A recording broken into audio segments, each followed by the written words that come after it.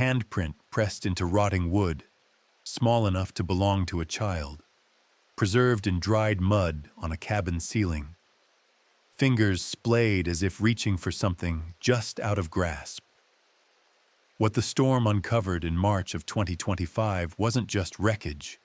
It was a time capsule of terror that had been waiting 7 decades to tell its story. The weather system that tore through the Blue Ridge Mountains that week carried winds strong enough to uproot hemlock trees that had stood since before the Civil War. Emergency crews working along the ridgeline of Raven's Gap, a remote stretch of the Appalachian Trail in western North Carolina, discovered what the Forest Service would only describe in their initial report as structural remains of historical interest. But the local ranger who first entered the collapsed cabin, a man named Derek Howell with 18 years of backcountry experience, would later tell his wife he wished he'd never looked inside. The ranger station logs from March 14, 2025, record the discovery time as 2:47 p.m.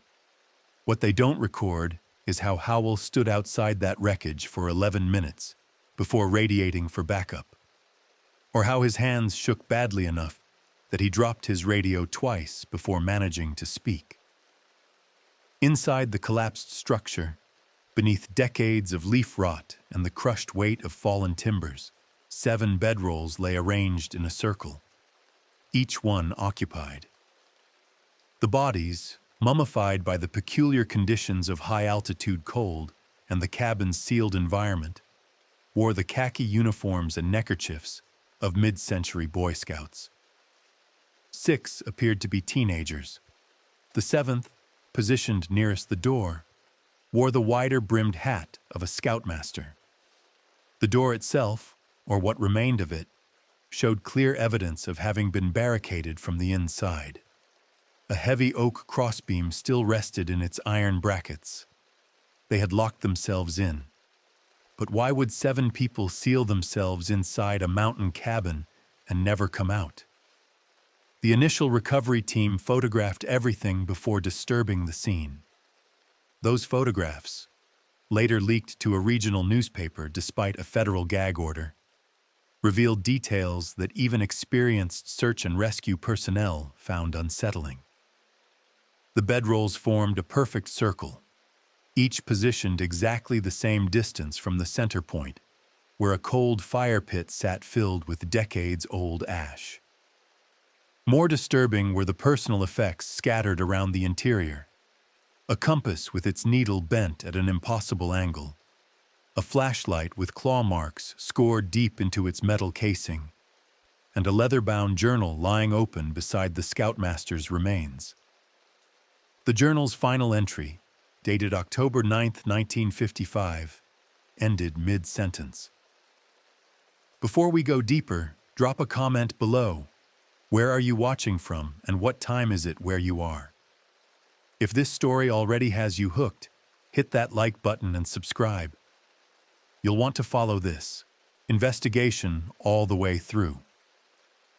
The handprint on the ceiling appeared in multiple photographs, always from the same angle because the structural collapse limited access.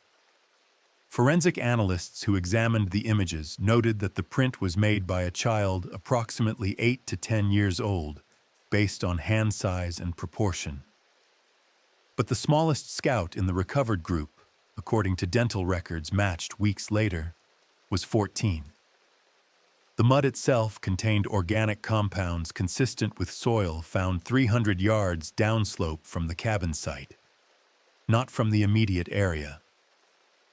Someone or something had walked through that particular patch of forest floor, then somehow reached up to touch a ceiling 9 feet above the cabin's floor.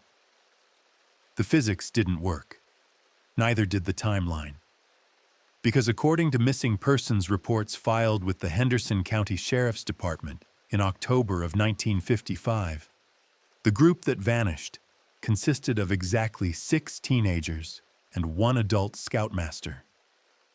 No 8-year-old had ever been reported missing from Troop 17 out of Asheville, North Carolina. So whose hand marked that ceiling?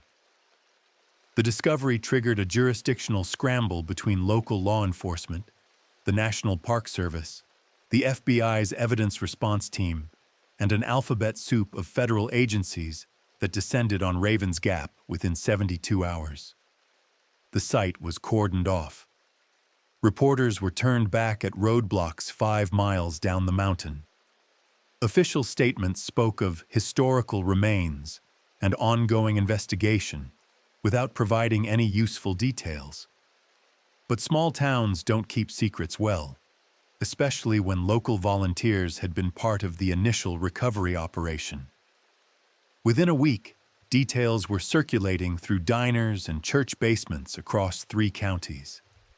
The circle of bedrolls, the barred door, the journal entry that stopped mid-word, as if the writer had been interrupted by something that made finishing the thought impossible. And always, in every retelling, that handprint reaching toward nothing. The question nobody wanted to ask out loud was the same question that kept Derek Howell awake for 16 consecutive nights after his discovery. If they locked themselves in and never came out, what were they keeping outside? Or had they been trying to keep something in? The mountains swallow secrets easily, but in 1955, the Blue Ridge hadn't yet learned to hide Troop 17. This matters because the search that followed their disappearance became the largest civilian manhunt in North Carolina history, right up until it suddenly wasn't. October 7, 1955, dawned cold and clear over Asheville. Scoutmaster Thomas Wayburn signed out the troops' hiking permit at the Forest Service Station at 8:32 a.m., listing their intended route as a 3-day loop trail covering approximately 22 miles of ridgetop terrain. The permit named 6 scouts: Michael Chen, aged 16, brothers David and Robert Holloway, 15 and 17, James Jimmy Cord, 14, William Tresh, 16, and Samuel Oakes, 15. All experienced hikers, all equipped with proper gear for autumn conditions at elevation. The clerk who processed their permit, a woman named Dorothy Mills, would later tell investigators that Wayburn seemed perfectly normal, maybe a little tired. She remembered that young Michael Chen had made a joke about finally getting to use his new compass, and that Robert Holloway had asked whether the fire tower on Ravens Peak was still operational. It was, barely. The observation post had been scheduled for decommissioning, but still maintained radio contact with ranger stations twice daily. They should have checked in from that tower on October 8th. They never did. When Troop 17 failed to return to Asheville by 6 p.m. on October 9th, their scheduled return time, parents began making phone calls. By 9 p.m., when those calls escalated to the sheriff's department, a night search team was already assembling. Dawn on October 10th brought 50 volunteers, 3 tracking dogs, and a growing knot of dread in every parent's stomach. The search teams found the troops' first campsite within hours. Tent circles pressed into the earth, a properly constructed fire ring, even a rope bear bag still hanging from a hickory branch, with most of their food supplies intact. Everything suggested a textbook camping operation. The only oddity, noted by one of the volunteer searchers but dismissed at the time, was that several of the tent stakes had been driven unusually deep, as if someone expected severe weather despite the forecast calling for clear skies. 7 people sealed inside. Nothing but silence outside. The second campsite, discovered late on October 11th near a creek crossing 2 miles farther along the trail, told a different story. The fire ring here hadn't been properly constructed. Rocks scattered as if kicked apart. 2 tents showed damage to their guy lines, the ropes cut rather than untied, and pressed into the soft mud near the creek bank. Searchers found footprints that the tracking team initially assumed belonged to the missing scouts, until they measured them. The prints were adult-sized, but showed a walking pattern that the team's most experienced tracker, a Cherokee guide named Joseph Swimmer, described in his written statement as wrong. The gait was too wide, the weight distribution uneven, and several prints showed only 4 toes instead of 5. When asked to elaborate, Swimmer wrote, "Animal print trying to look human, or human print trying to look animal. Either way, not right." His statement was removed from the official case file 6 weeks later. By October 14th, over 200 volunteers were combing the mountains. Helicopters from Fort Bragg joined the search. The story made regional papers, then national wire services. 7 Missing in Carolina Mountains ran in newspapers from Atlanta to Richmond. Parents gave tearful interviews. School friends held vigils. The machinery of a large-scale search operation ran with impressive efficiency and found absolutely nothing. No torn clothing snagged on branches, no scattered gear dropped in panic, no trace of 7 people who had simply walked into the mountains and vanished as completely as if the earth had opened and swallowed them whole. The last confirmed sighting placed them on the ridge trail approximately half a mile from what would later be identified as the collapsed cabin site, a location that, according to Forest Service maps from 1955, contained no structures whatsoever. But someone had seen something else. A fire lookout station 12 miles north, a man named Vernon Price reported seeing signal flashes on the night of October 8th. 3 short, 3 long, 3 short. The universal distress pattern. He'd logged it in his observation journal. 23:47, SOS flashes observed, approx bearing 178 degrees, Ravens Gap vicinity. When searchers followed up, they found no trace of a signal mirror or flashlight at the suspected location. Price's supervisor quietly suggested he'd probably seen lightning reflecting off quartz formations. Price insisted he knew the difference between light on rock and a distress call.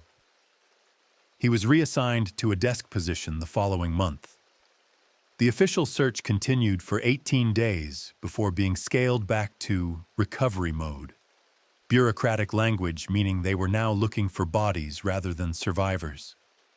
By November 1st, even that operation had dwindled to periodic helicopter surveys. By Thanksgiving, the case was functionally closed, despite remaining technically open. The families held memorial services. The local paper ran a commemorative piece about the lost 7 of Troop 17. And then something strange happened to the story itself. Archives don't lie, but they can be edited. Newspaper morgues that should have contained months of coverage showed inexplicable gaps. The Henderson County Sheriff's Department records from October through December 1955 were destroyed in a routine filing system upgrade in 1962. Forest Service documents relating to the search were transferred to federal custody and classified under regulations normally reserved for cases involving national security. When Michael Chen's younger sister tried to access the case files in 1987 under the Freedom of Information Act, she received a letter stating that no records matching her request could be located. It was as if someone had decided that Troop 17 should stay lost. But the mountains keep their own records, and 70 years later, a storm finally turned the page. The smell hit the recovery team first. Not decay, but something older and stranger, like leather left too long in a basement mixed with the mineral tang of deep caves. Understanding what happened inside that cabin required reconstructing not just a crime scene, but a moment frozen in time for 7 decades. The forensic team that entered the collapsed structure on March 16, 2025, worked under conditions that made documentation difficult. The roof had caved inward at multiple points, and the walls leaned at angles that threatened further collapse with every shift in wind. But what they found in those first 12 hours of careful excavation defied every assumption about how people behave when facing death. The bedrolls formed that perfect circle, yes, but the positioning held deeper significance. Each scout had been lying with his feet pointing toward the center fire pit, heads toward the perimeter. Scoutmaster Wayburn occupied the position nearest the barred door, his body angled as if he'd been watching it until the moment he died. More significantly, each person appeared to have died in their sleeping bag, hands clasped on their chests, eyes closed. The medical examiner who performed the preliminary assessment used the word composed in her initial report, a strange choice for describing what should have been a desperate situation. They looked like they'd decided to go to sleep and simply never woken up. Except for the scratch marks inside the door frame. The oak crossbeam barring the door measured 6 inches thick and showed no signs of having been moved once positioned. But the door itself, and the frame surrounding it, bore deep gouges on the interior surface, gouges that matched the spacing and depth of human fingernails. Someone had clawed at that door from the inside, trying to get out. The wood showed at least 40 distinct scratch marks, some deep enough to have drawn splinters. Yet the crossbeam remained undisturbed, and none of the bodies showed defensive wounds or signs of struggle with each other. They locked it, then tried to escape what they'd locked themselves in with. The personal effects recovered from the cabin created their own disturbing inventory. Michael Chen's new compass, the one Dorothy Mills remembered him joking about, lay near his bedroll with its needle frozen pointing northwest, directly opposite magnetic north and toward a section of wall that showed no structural irregularities. William Tresh's flashlight bore those claw marks scored into its metal casing with enough force to remove the paint and gouge the steel underneath. The marks matched no known animal native to the Appalachians. A canteen found near David Holloway's position had been crushed flat, as if squeezed in a vise, but showed no hammer marks or tool impressions. Just smooth, even pressure from all sides simultaneously. The journal proved most revealing and most frustrating in equal measure. Scoutmaster Wayburn had maintained daily entries starting from their departure on October 7th. The early pages documented routine hiking observations, weather conditions, wildlife sightings, the boys' morale. On October 8th, the entries shifted. October 8th, 1955, 2:14 p.m. Michael insists something followed us from the creek crossing. The other boys are nervous but won't say so. I saw nothing, heard nothing. We'll keep watch tonight. October 8th, 1955, 11:38 p.m. Something outside the tents, not an animal. James saw it clearly enough to draw a picture, but when I looked at what he'd sketched, he tore it up and won't speak. Have decided to cut tomorrow's route short and return early. The boys need to get home. The entries for October 9th grew increasingly erratic, the handwriting deteriorating from Wayburn's usual neat script into something hurried and compressed. October 9th, 1955, 9:22 a.m. Found the cabin, not on any map, door already open. The boys wanted to explore, but The entry ended there, mid-sentence, the pen trailing off into an ink smear as if Wayburn's hand had been pulled away from the page. What followed, several pages later, was written in a different hand entirely. Smaller, shakier, identified by handwriting analysis as belonging to Robert Holloway. He made us come inside, said we'd be safe here, said the door was strong enough. We heard it walk past 3 times before sunset. Mr. Wayburn won't let us look out the window. Jimmy keeps crying. The thing outside sounds like it's dragging something heavy. Then, at the bottom of that same page in yet another hand, David Holloway's, according to the analysts. A single sentence that raised questions the investigative team couldn't answer. It knows our names. The final entry, dated October 9th but with no timestamp, returned to Wayburn's handwriting, though barely recognizable as such. We were wrong. It wasn't outside. It was already... The sentence ended there. The page showed a muddy smudge near the bottom right corner, a partial print that matched the handprint on the ceiling. Child-sized.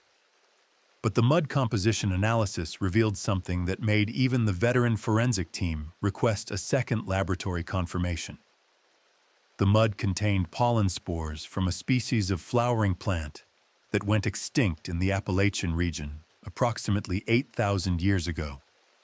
The windows of the cabin, two of them positioned on opposite walls, had been covered from the inside using blankets and spare clothing, the fabric nailed directly into the wall frames using tent stakes driven through the material.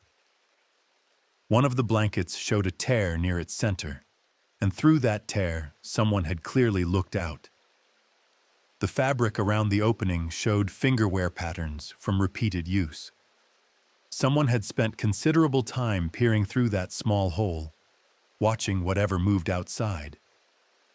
Forensic botanists examining the cabin's exterior found root systems that had grown through and around the structure in patterns suggesting the building had stood undisturbed for far longer than 70 years. Some root penetrations pushed through the floorboards from below, yet none of the bodies showed any signs of disturbance from this growth. It was as if the forest had carefully grown around the dead, preserving rather than reclaiming them. The evidence told a story, but it was a story that made no sense. 7 people entered a cabin that shouldn't exist, barred themselves inside against something they never named directly, arranged themselves in a circle, and died without apparent cause while something walked outside knowing their names. But whose hand left that print on the ceiling? And why did it reach up toward nothing in a room where 7 people lay dying? The forensic team would spend 3 weeks processing the scene. The bodies would eventually be returned to families who'd held funerals decades earlier. The physical evidence would fill 16 archive boxes stored in a climate-controlled facility in Quantico. None of it explained what actually killed them. Maps are supposed to be reliable, but the structure that housed 7 bodies for 70 years existed in a geographic blind spot that shouldn't be possible. This is where the investigation shifted from tragic to impossible. Forest Service cartographers pulled every map of Raven's Gap, dating back to 1873, when the first surveying teams crossed that section of ridge. Topographic surveys from 1929, aerial reconnaissance photos from 1942, updated trail maps from 1954. None showed any structure within a half-mile radius of where the cabin stood. The land had been logged once in the early 1900s, then left to regenerate. By 1955, it was designated wilderness, off-limits to new construction without federal permits. No permits for that location existed in any database, yet the cabin itself, based on timber analysis and construction techniques, dated to approximately 1910. The wood came from old-growth chestnut, a species devastated by blight in the 1930s and now functionally extinct in the region. Whoever built it used hand-hewn beams joined with mortise and tenon carpentry. No nails except in the roof shingles. The workmanship suggested a permanent structure, not a temporary shelter. This was meant to last, so why didn't anyone record it? A retired Forest Service employee named Martha Crenshaw, 81 years old in 2025, contacted investigators after seeing news coverage of the discovery. She'd worked as a surveying assistant in the summer of 1953, helping update trail maps for the region. Her team had walked within 200 yards of where the cabin was found.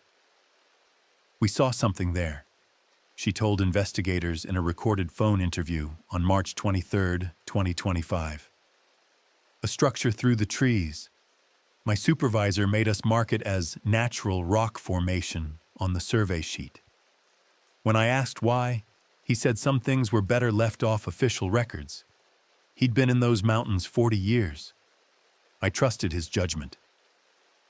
Some structures exist in the gap between what's known and what's acknowledged. When pressed for details, Crenshaw added something that made investigators pause the recording and exchange glances. Her supervisor had told her that the cabin had a history with the local Cherokee families, and that rangers had a standing informal agreement to treat that section of ridge as closed to the public without making it officially closed. No signs, no trail markers pointing that direction, no mention in hiking guides. Just a collective understanding that people didn't go there. Except Troop 17 had gone there. The question of how they found an unmarked cabin in wilderness terrain led investigators to examine the troop's gear more carefully. Michael Chen's compass, the one with the bent needle, showed tool marks under magnification, suggesting someone had tried to pry open the casing, possibly to reset the needle. They'd failed. The mechanism inside had been crushed with enough force to shatter the brass housing, yet the exterior showed only a small dent. More disturbingly, when a modern compass was placed next to Chen's damaged one, the new compass needle immediately swung away from north and pointed toward the damaged compass itself, as if drawn by a powerful magnetic source. The damaged compass should have been inert. Instead, it was generating a field strong enough to affect instruments placed within 3 feet of it. The cabin's location itself created navigation anomalies that the recovery teams experienced firsthand. GPS units functioned normally until operators approached within approximately 150 yards of the collapsed structure, at which point satellite signals degraded or failed entirely. Handheld compasses showed erratic behavior, needles spinning or pointing in directions that shifted as the holder moved. One team member's smartphone camera, when pointed at the cabin ruins, displayed severe digital artifacting, pixelated blocks and color shifts that resembled corrupted image files, despite the phone functioning perfectly when aimed in any other direction. The technical team attributed this to localized magnetic anomalies, possibly related to unusual mineral deposits in the underlying bedrock. They ran ground-penetrating radar surveys and found nothing unusual in the geological formations below the cabin site. The anomalies persisted anyway. Local historians, when finally consulted, provided fragments of context that official records had omitted. The Cherokee name for that particular section of ridge translated roughly as, "where the old door stands," a phrase that meant nothing to white surveyors in the 1800s, but carried weight in oral traditions passed down through families who'd lived in those mountains for centuries. The door in question wasn't a physical entrance, but a threshold between what the Cherokee informants called the world that walks in daylight and the world that walks in old paths. 1. Historian Dr. Sarah Whitehawk from the University of North Carolina specialized in Appalachian indigenous folklore. She agreed to review the case evidence under a confidentiality agreement. Her written assessment, submitted April 2, 2025, included a warning that investigators initially dismissed as academic overcaution. If the recovered journals accurately describe the entity making contact with the trapped individuals, you're dealing with what regional folklore categorizes as a false caller. something that uses the voices and forms of known individuals to create trust and gain access. The practice of naming it directly is considered dangerous in traditional understanding, as names create connections. The fact that it reportedly knew the names of all 7 individuals suggests either prior observation or access to information through means not yet understood. The report continued. Structures like the cabin served historically as threshold markers, places where the boundary between normal geography and what indigenous communities termed bent space grew thin. These weren't built to provide shelter. They were built as containment. When asked what they were meant to contain, Dr. Whitehawk declined to speculate on record. The investigative team did locate one additional piece of physical evidence that supported the threshold theory, though they struggled to contextualize it. Soil samples taken from inside the cabin contained biological material, plant matter, insect fragments, even bacterial colonies, that carbon dating placed at wildly inconsistent time periods. Some samples dated to the 1950s, as expected. Others showed ages of 300 years, 800 years, even one sample that produced a date of approximately 6,000 years before present. All samples came from the same 6-inch layer of floor sediment. It was as if time itself pooled unevenly inside that structure, different eras existing simultaneously in the same physical space. The families of the lost 7 wanted answers, wanted closure, wanted to understand why their sons and brothers had sealed themselves inside a cabin that officially didn't exist and died without visible cause. The investigation could provide bodies for burial and confirmation that death had occurred. But understanding?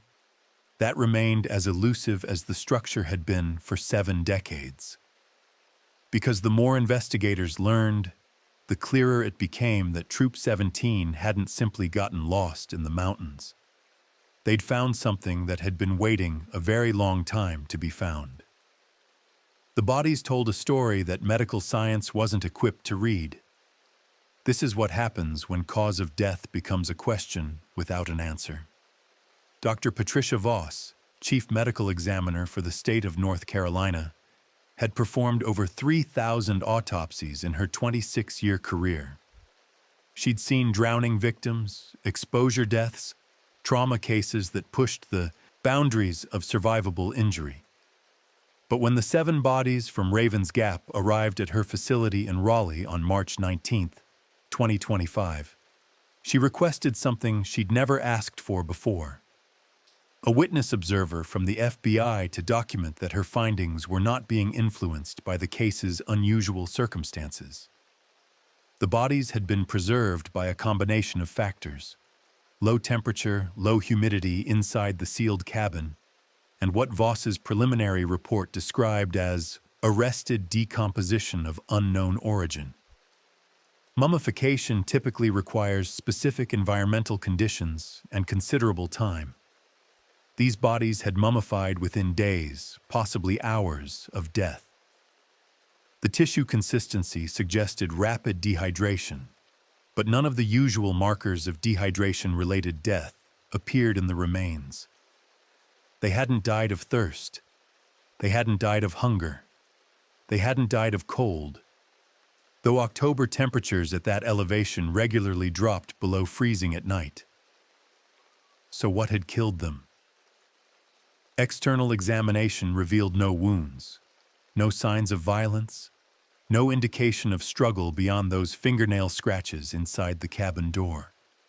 And those scratches matched only 2 of the 7 individuals based on tissue samples recovered from the wood. The others had apparently remained in their bedrolls, while 2 of their companions clawed desperately at the exit they'd all agreed to bar.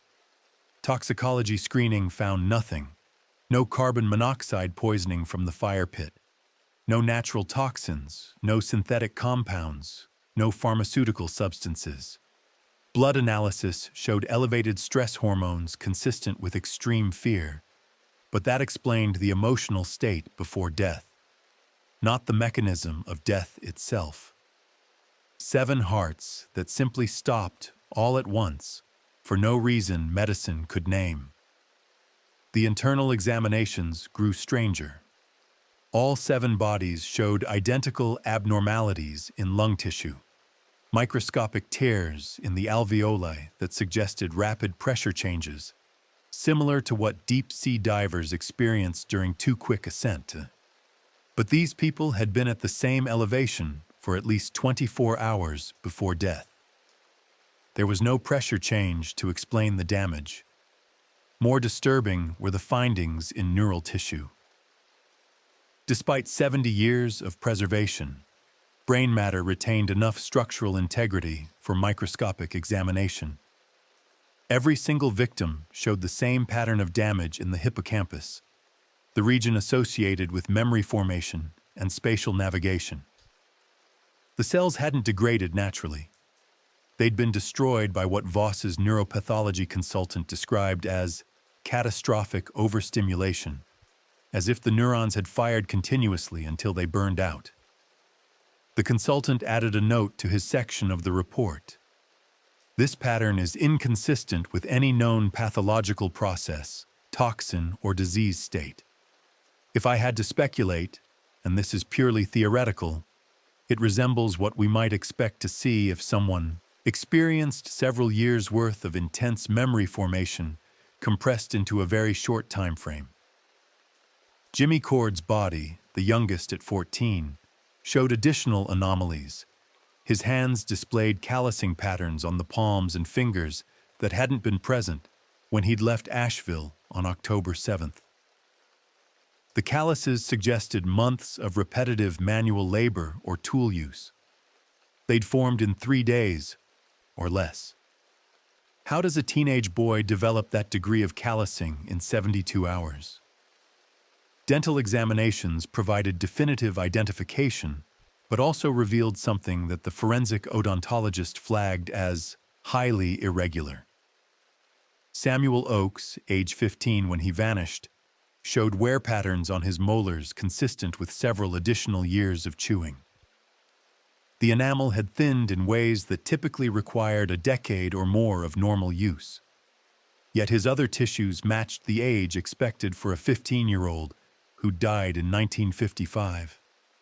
It was as if parts of his body had aged, while others hadn't. The Holloway brothers, David and Robert, presented the most disturbing findings. They died lying side by side, David's left hand reaching toward Robert's right. When technicians carefully separated the remains for individual examination, they discovered that the skin of their hands had partially fused together, not through decomposition or environmental factors, but through what appeared to be scar tissue formation. The brothers had been holding hands when they died, and their bodies had begun healing together as if the contact had lasted months rather than hours. Voss spent 11 days on the autopsies, consulting with specialists in pathology, toxicology, neurology, and even exotic disease research. Her final report ran to 93 pages and concluded with a single line that would become infamous in forensic circles. Cause of death? Undetermined. Manner of death? Could not be established through medical examination. She'd never written those words before. She hoped she'd never have to write them again. But the autopsy findings, clinical and limited as they were, aligned with what the journals had suggested. Time had moved differently inside that cabin. The boys hadn't just sealed themselves away from something outside. They'd sealed themselves inside something that operated by rules that violated basic physics. Minutes might have stretched into hours, hours into days. Their bodies bore the marks of experiences that didn't fit into the 72 hours between when they vanished and when they died. Time pools unevenly where old doors stand open. One additional finding never made it into the official report, because Voss couldn't contextualize it in medical terms. During examination of Scoutmaster Wayburn's body, she discovered a small object clutched in his right hand, held so tightly that rigor mortis had locked his fingers around it permanently. The object was a carved wooden figure, approximately 2 inches tall, depicting a human form with arms raised above its head, the same position as the muddy handprint on the cabin ceiling. The wood was analyzed and identified as chestnut, matching the cabin's construction timber. But the carving style didn't match any known Appalachian folk art traditions. The proportions were wrong. The arms too long, the head too small, the legs bent at angles that human anatomy didn't support. Wayburn had carved it himself, based on knife marks that matched a blade recovered from the cabin. But when had he found time to carve it? And why had he held it so tightly in his final moments that his fingers had to be carefully pried open to extract it? The figure was logged into evidence, assigned a case number, and placed in a sealed container per standard protocol for biological evidence. 3 weeks later, a storage facility technician conducting routine inspection noted that the container showed condensation on the interior surface, unusual for a climate-controlled environment. When supervisors checked the log, they found the container's seal had never been broken. The moisture was coming from inside.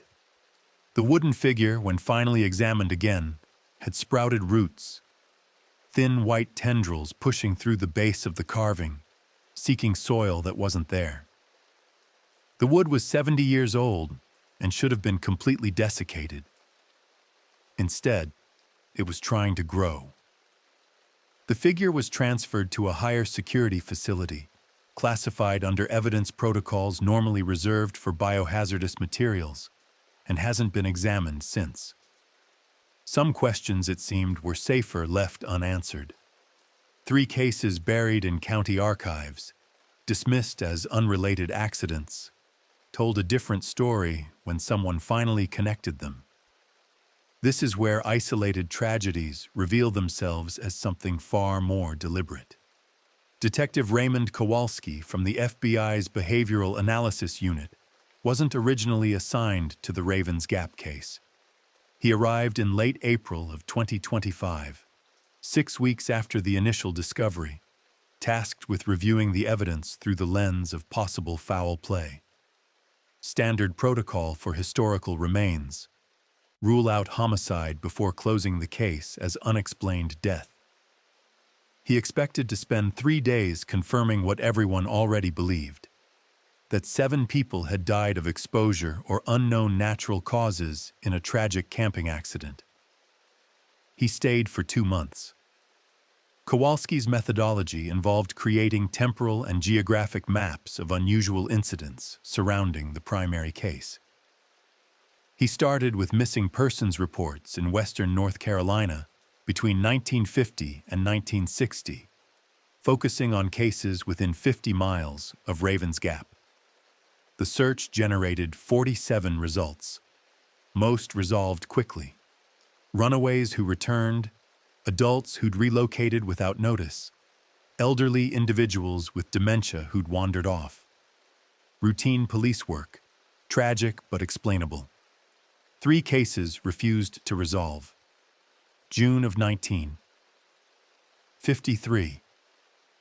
A geology surveying team from North Carolina State University, 2 graduate students and their faculty advisor, vanished while conducting fieldwork in the mountains 12 miles southeast of Ravens Gap. Their camp was found abandoned, equipment scattered, with no signs of struggle or animal interference. One tent showed damage consistent with being cut open from the inside. The students' field notebooks contained increasingly erratic entries about temporal displacement readings and localized chronological distortion. Their advisor's final journal entry, dated June 14, 1953, read simply, "The measurements are impossible. Time is moving backwards here." The 3 were never found. The case was closed as lost to exposure after 6 weeks of searching. September of 1957. A fire lookout named Eugene Kastner failed to report for his scheduled radio check-in from a tower positioned 9 miles north of Ravens Gap.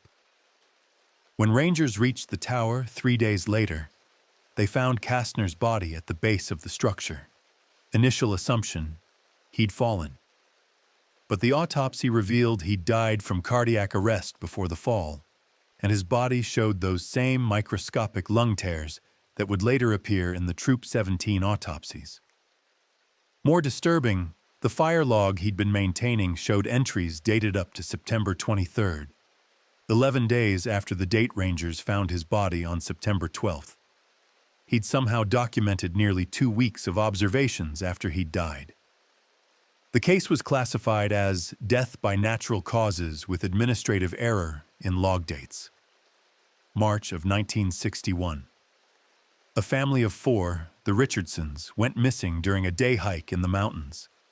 Their car was found at a trailhead 7 miles west of Ravens Gap.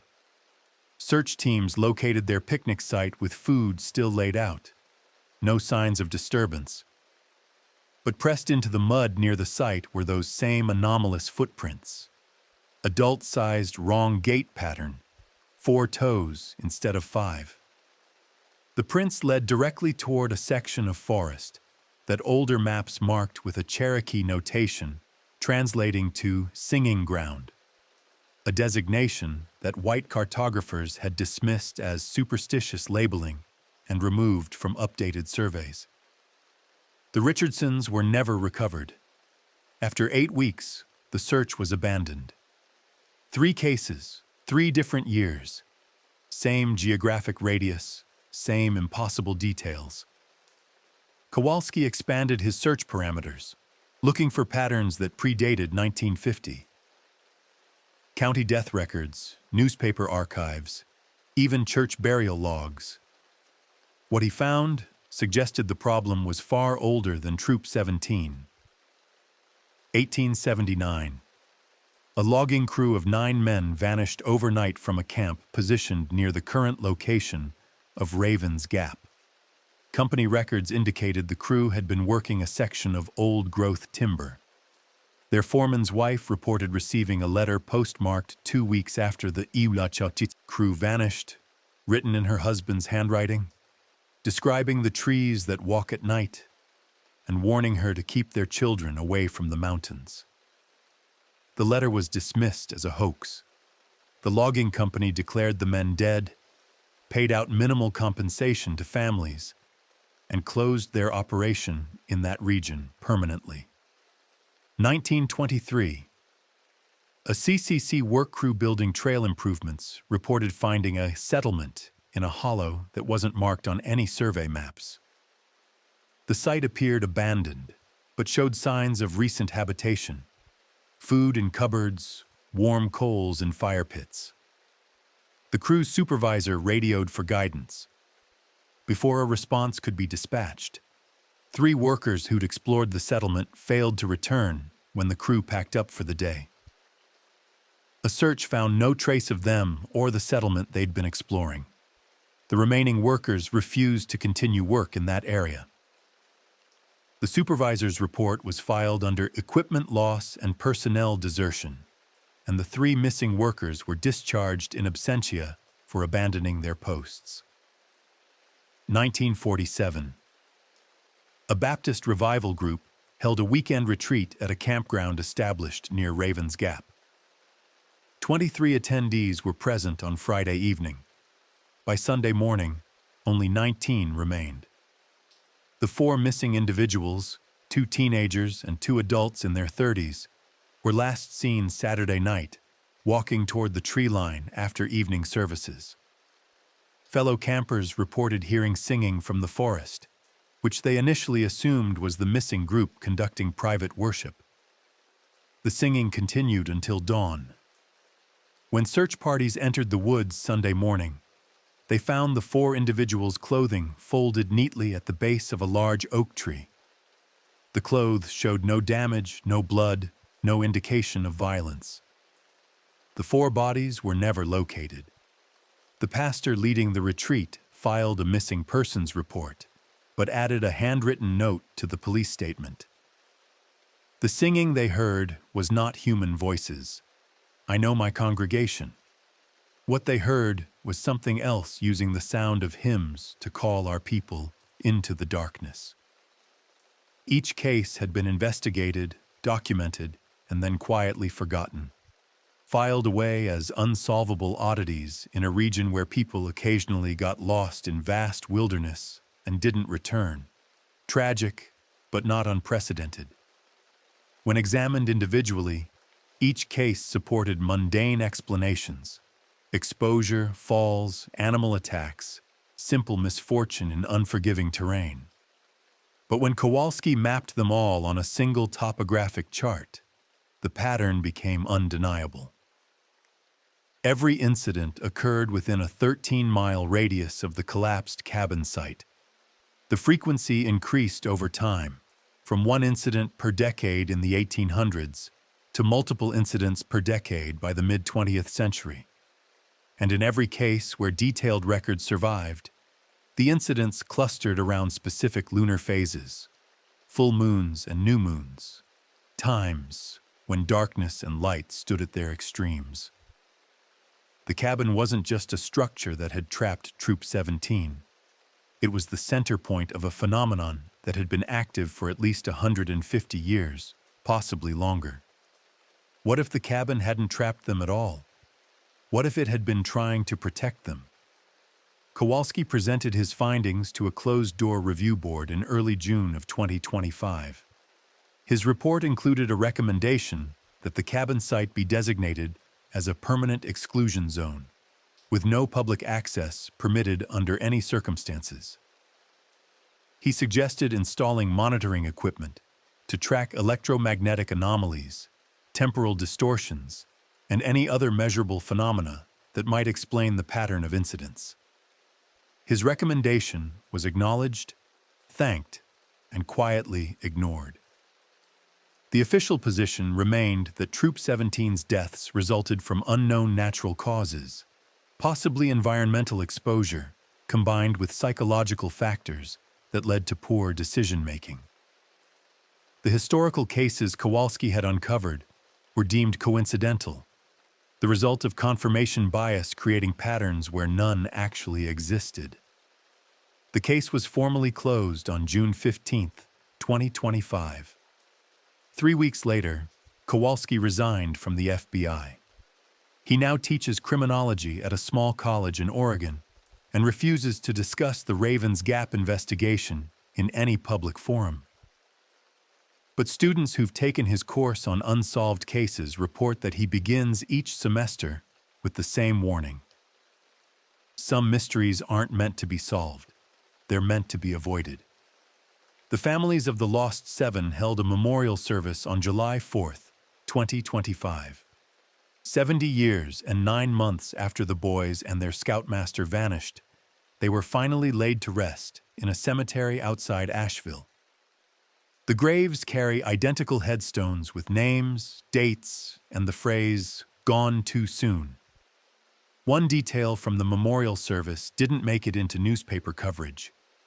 3 of the families reported finding small carved wooden figures on the graves the morning after burial. The figures matched the one found clutched in Scoutmaster Wayburn's hand. Arms raised, proportions wrong, carved from old chestnut wood. The families disposed of them immediately, too frightened to report the discovery to authorities. They'd learned what Troop 17 discovered too late. Some doors, once found, can never truly be closed. The cabin collapsed, the bodies were buried, the case closed. But the forest remembers what official reports choose to forget. This is where documentation ends and testimony begins, spoken only in whispers by those who know better than to speak too loudly. In October of 2025, exactly 70 years after Troop 17 vanished, the Forest Service installed new trail markers along the Ravens Gap Ridge. The project was routine maintenance, part of annual upkeep that keeps hiking routes clearly defined and safe for recreational use.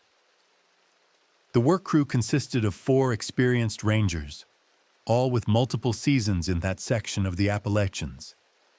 They were scheduled to complete the installation in 3 days. On day 2, Ranger Marcus Webb radioed the main station at 4:37 p.m. to report that the crew was packing up early. When asked why, Webb responded that they'd reached the section near the collapsed structure site, and all 4 crew members had simultaneously experienced severe vertigo and disorientation. One member had vomited. Another reported auditory hallucinations, children's voices calling for help from directions that changed each time he turned his head. The crew hiked out immediately. They completed the trail marker installation the following week, but they worked in a different section of ridge, miles from Raven's Gap. The stretch near the cabin site remains unmarked to this day. Officially, budget constraints prevented completion of that segment. Unofficially, no ranger will volunteer to finish the job. Some places don't want to be found twice. Local hiking forums began documenting strange experiences in that area starting in late 2025. The posts followed predictable patterns. Hikers reported GPS failures, compass malfunctions, and the sensation of being watched from tree lines. Most dismissed these as typical wilderness anxiety or equipment problems. But a subset of reports described more specific phenomena that aligned too closely with historical accounts to ignore. A backpacker named Jennifer Moss posted to a popular trail blog in November 2025 about getting turned around on what should have been a straightforward loop trail. She'd hiked the route 3 times before without difficulty. This time, she found herself repeatedly drawn toward an area not marked on her map, where the trees grew in odd formations. Trunks twisted at angles that seemed to defy normal growth patterns. She heard what she described as children singing campfire songs, though she encountered no other hikers all day. When she finally extracted herself from the area and checked her GPS log, she discovered she'd been walking in circles for 4 hours, in a space that should have taken 20 minutes to cross. Her post ended with a warning. Something in those woods wants company. Don't give it any. The post was deleted within 48 hours. Moss later claimed she'd removed it herself because people were asking too many questions, and I didn't want to encourage anyone to go looking for it. But others did go looking. Urban exploration groups, paranormal investigators, and curiosity seekers began treating Raven's Gap as a dark tourism destination. Most were turned back by rangers who'd grown skilled at citing wildlife protection protocols, trail maintenance closures, and weather hazards. A few managed to slip through. Not all of them came back the same. In March of 2026, a graduate student in anthropology named David Chen, no relation to Michael Chen from Troop 17, submitted his master's thesis on threshold spaces in Appalachian oral tradition. His research included fieldwork conducted near Raven's Gap, where he'd interviewed local residents about historical folklore. 3 of his informants, all from Cherokee families with deep roots in the region, described the area as a place where the world folded wrong a long time ago. One informant, who requested anonymity in Chen's thesis, provided an account that had been passed down through 4 generations. My great-great-grandfather was a medicine man. He said there were places in these mountains where the spirits of the land got confused about when they were. Past and present and future all tried to exist in the same space, and it made a thin spot where things could slip through. He said white settlers didn't understand and built structures thinking they could control it. But you can't build walls around time. You just trap yourself inside it. Chen's thesis advisor required him to include a disclaimer that the accounts represented cultural belief systems rather than verifiable phenomena. Chen graduated, moved to Arizona, and never returned to North Carolina for follow-up research. The Forest Service now maintains a database of incident reports for the Ravens Gap region, not public record, but accessible through FOIA requests that very few people know to file. Between March 2025 and October 2026, the database logged 47 reports of unusual experiences by hikers, rangers, and maintenance personnel. The reports ranged from minor equipment malfunctions to full medical evacuations for psychological distress. 2 reports stand out for their specificity and their consistency with historical patterns. August 2026. A group of 5 hikers reported finding a structure in the woods, approximately 1 mile from the documented cabin collapse site. They described it as a ranger station or old shelter, with a door that stood partially open. 3 members of the group wanted to explore it. 2 refused and hiked back to the trailhead.